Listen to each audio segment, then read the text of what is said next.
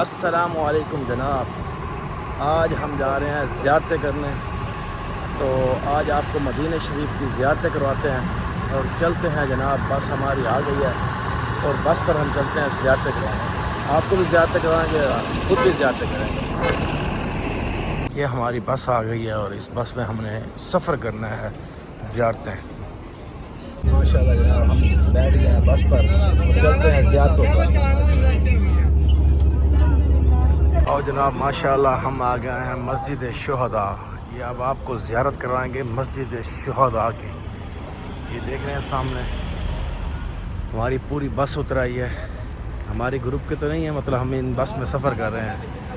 تو یہ مسجد شہداء کی آپ کو میں زیارت کرواتا ہوں. اور یہ احد پہاڑ ہے، پہاڑ یہ والا دیکھیں جناب، بہت پہاڑی.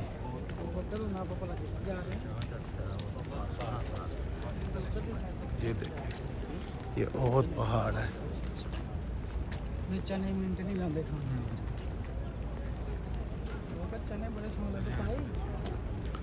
آپ کو میں تھوڑی زیارت ماشاءاللہ ساری کرواتا جاؤں گا اسی ایک ولاگ میں انشاءاللہ. بہت پر شہید ہوئے تھے نا سید شہداء، یہ ان کا قبرستان ہے. یہ دیکھیں، اگلی زیارت ٹھیک ہے. یہ وہ قبرستان ہے. بس ہمارا یہ جنگلہ لگا ہوا آگے، ہم تھوڑا آگے جا نہیں سکتے. یہ جبل احد کا مقام ہے. یہ میرے الٹے ہاتھ پہ دیکھیں، یہ جو بڑا پہاڑ آپ کو نظر آ رہا ہے، یہ سارے کا سارا جبل احد ہے. اور اس کی مختلف روایات ہیں کہ 8.5 کلومیٹر لمبا ہے اور 3 کلومیٹر چوڑا پہاڑ ہے. اور جس طرح میں نے بتایا تھا، جس طرح آج اس کی زیارت کریں گے، جنت میں بھی اسی طرح اس کی زیارت کریں گے. حجاج کرام، اسلام کی جو دوسری بڑی جنگ ہے یہ اسی مقام پر ہوئی. جس مقام پر ہم لوگ کھڑے ہیں میدان جنگ، یہ پورا ایریا تھا. یہ جو پورا ایریا آپ کو نظر آ رہا ہے میدان جنگ، یہ پورا ایریا تھا.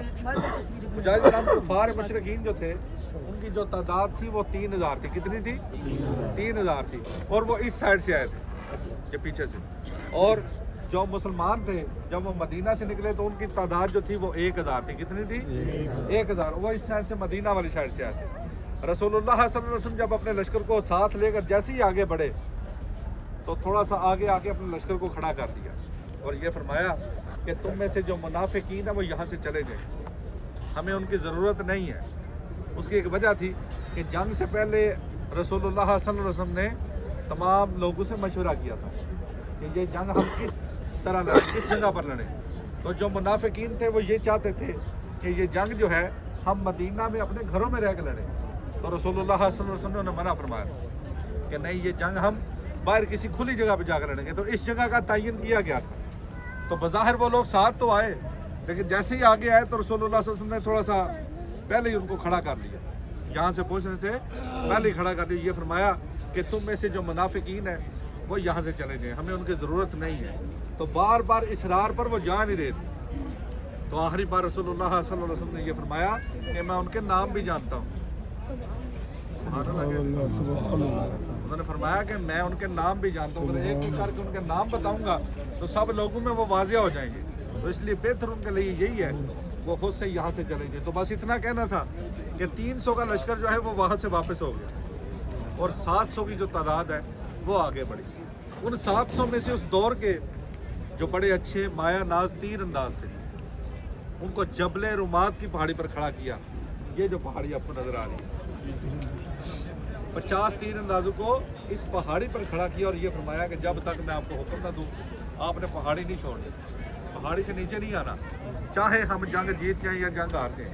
تو جب کفار نے پہلا حملہ کیا تھا تو حملہ پسپا ہو گیا، کفار بھاگ گئے. تو یہ جو تیر انداز اوپر کھڑے تھے انہوں نے دیکھا کہ ہم تو جنگ جیت چکے ہیں، کفار بھاگ گئے ہیں.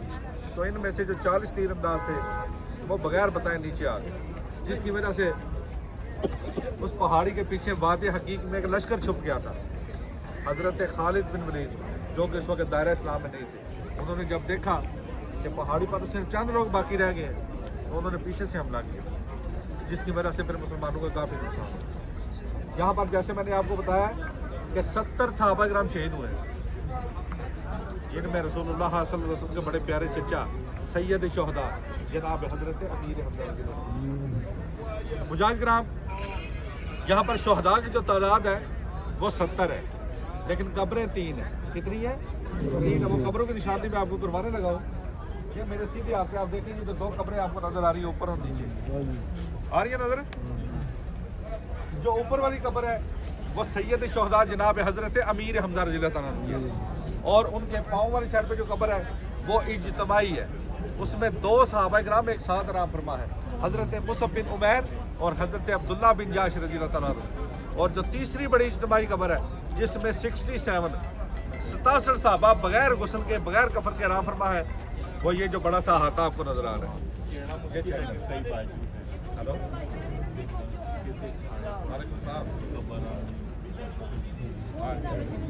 जी ठीक हो गया, ठीक हो गया, सही ओके हो गया, ओके हो गया, ठीक है फिर। हाँ जी, है इस मकसद के लिए हम यहाँ आए हैं। ये मैं आपको बता दूँ, यहाँ पर कोई नवाफल अदा नहीं करते। कुछ लोगों के ज़हनों में ये सवाल आएगा कि इतनी बड़ी मस्जिद है तो ये बंदा क्या बोल रहा है, यहाँ पर नवाफल क्यों नहीं है? तो मैं आपको ये बता दूँ, हम लोग ये कब्रिस्तान है ना, यहाँ पर आए हैं। कब्रिस्तान में नवाफल नहीं होते। ये मस्जिद जो है वो तारीखी मस्जिद नहीं है। जो लोग बार बार आते रहते हैं ना, उनको पता होगा, ये काका भाई ये बाजी ग्रुप लेके आते रहते हैं हमारे साथ ही, सारा साल सारा सीजन चलते हैं। ये जो मस्जिद है ये 8-10 साल हो गए हैं, पहले बनी, पहले नहीं थी, 8-10 साल हुए हैं बनी। तारीखी मस्जिद नहीं है, ये यहाँ के मकामी लोगों ने बनाई है नमाज के लिए। ठीक है जनाब, यहाँ पर जो हम आए हैं किस मकसद के लिए आए हैं वो मैं आपको बता दूँ कि सबसे पहले आपने शुहदा को सलाम पेश करना होता है। मेरी बात को समझ आई है? सलाम पेश करने का कोई मखसूस तरीका नहीं होता। ये आप लोग जितने अदब से, जितने एहतराम से, जितनी मोहब्बत से आप सलाम पेश करना चाहिए वो कर सकते हैं। और दूसरा, जिन लोगों ने अहादीस पढ़ी हुई है उनको पता होगा कि रसूलुल्लाह सल्लल्लाहु अलैहि वसल्लम का फरमान है कि जो भी मेरा उम्मती मेरे चचा जनाब हजरत अमीर हमजा रज़ियल्लाहु अन्हु के रोज़े पे गया, उसने जो भी दुआ वहाँ जाकर मांगी वही दुआ मेरे रोज़े पे आके मांगी, इंशाल्लाह वो दुआ अल्लाह पाक कभी रद्द नहीं करता। सुभान अल्लाह। तो मेरे ख्याल में कोई भी बंदा ऐसा नहीं है यहाँ बगैर ख्वाहिशात के आया हुआ है। हर बंदा नेक ख्वाहिशात लेकर आया ना। यही तो 2 जगह हमारी जहाँ से हम झोलियाँ भर के जाते हैं, और यकीन करें यहाँ से कोई बंदा खाली हाथ नहीं जाता।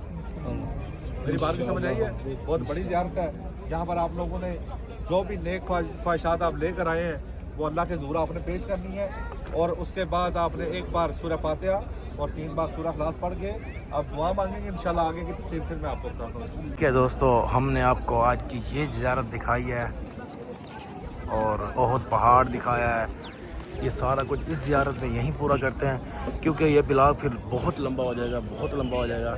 तो ये ब्लॉग यहीं तक, फिर अगली ज़ियारत पे जा रहे हैं, फिर अगला ब्लॉग आपको और दिखाता हूँ अगले ब्लॉग में। ठीक है, अगली ज़ियारत यहीं तक। अल्लाह हाफिज़। और मेरा अगला ब्लॉग देखने के लिए मेरा दूसरा लाजमी सब्सक्राइब करें और लाइक करें, और आगे हम चल रहे हैं और ज़ियारतें भी दिखाते हैं आपको अगले ब्लॉग में।